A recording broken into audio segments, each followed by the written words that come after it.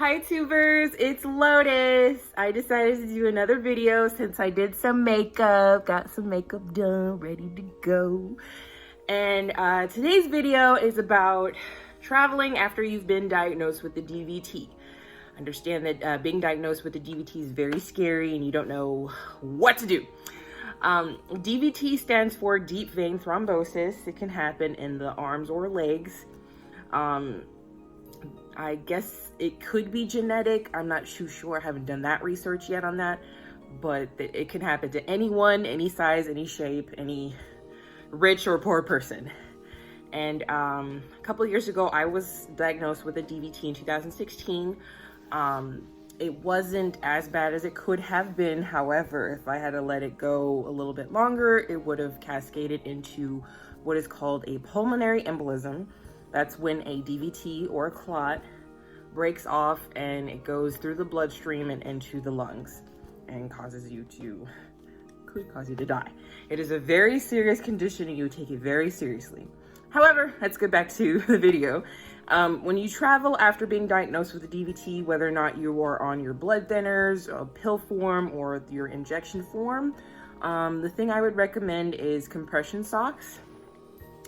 Compression socks have different numbers. That's the grade of how tight they are, depending on your primary care or your hematologist. That just depends on what size you may or might not need.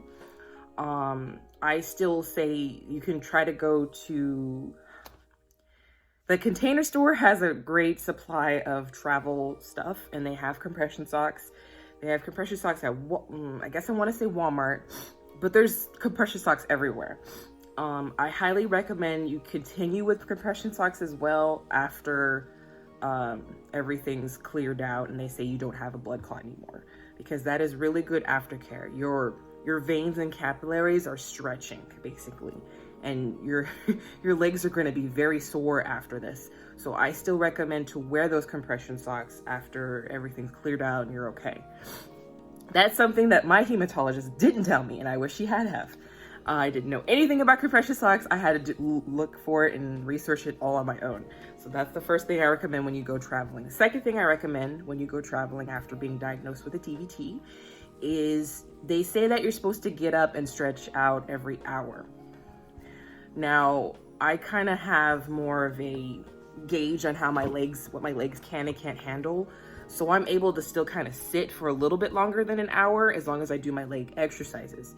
So if you're not able to get up every hour, if you're on the plane or if you're driving or on a train or something like that, I still recommend just doing like leg exercises where you move your feet up and down and just keep doing it until you can kind of feel your calf get a little like tired.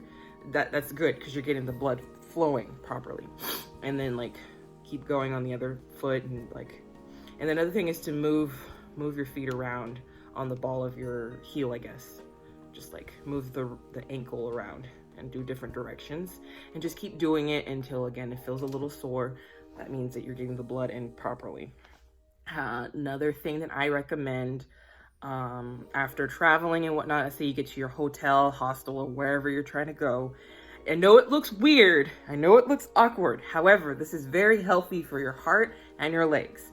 Is to put the bottom part of your butt up to a wall and raise your legs up. Raise your legs up for, they say 20 minutes, but if you could do 10 or 15, that is really great on your legs, especially if you're traveling. Because what happens is all of the blood from your body just pools to the bottom of your legs and your feet. So when you go back and you just pull everything back up, everything goes to the heart. The heart doesn't have to pump as hard to get everything to the legs. It's just really good and it helps you breathe. It's kind of almost like a yoga pose kind of, but it's for your legs. So that's the third thing I recommend. And other than that, I mean, DVT is a very manageable thing. Don't be intimidated by it. I know it's very scary. And again, it could happen to anyone. Just make sure you pay attention to the symptoms. If you have an arm or leg that's warm and it's oversized, if it looks like a loaf of bread, go to the hospital. And then do your checkups. Make sure you get what is called a D-dimer. D-dimer is a blood test to gauge where you're at on the risk of a blood clot. If it's too high, you have to go to the hospital. If it's okay, you're good. I always made sure that I went back and got sonograms of my legs to see if it was still in there. The last time I had one, they said nothing was in there. It's interesting though, interesting random fact for Lotus. My left leg is the leg that had the clot in it. However, when I got my checkups, there wasn't a clot in the left leg anymore, but he checked my right leg and he was like, did you know that you have poor circulation in this leg? And I was like, no, I didn't know that. So that's another thing to think about. Like I said, DVTs can happen to all ranges of people, someone who's sedentary all the way to someone who probably exercises every day. It's just making sure that you triple check and if there's symptoms. Pulmonary embolism is a little different, I guess. You have a hard time breathing, chest pains, things like that.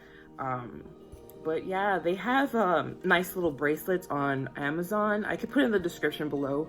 Because I was looking that up. I was scared whether or not to wear it when going traveling. But they have DVT bracelets just like for people who have seizures. And it just says, I have or had a DVT in the past, just so that way someone medical can have that background for you. It's not that expensive, but it's not cheap either, in my opinion.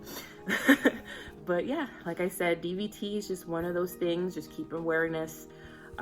Make sure you move around whenever you travel, whenever you're home too. You know, you can't just do that only when you're traveling, but and I'm still here. If you have questions on DVTs, put them in the comments below. And the next time, I'll see you in the next video. Love you guys. Bye.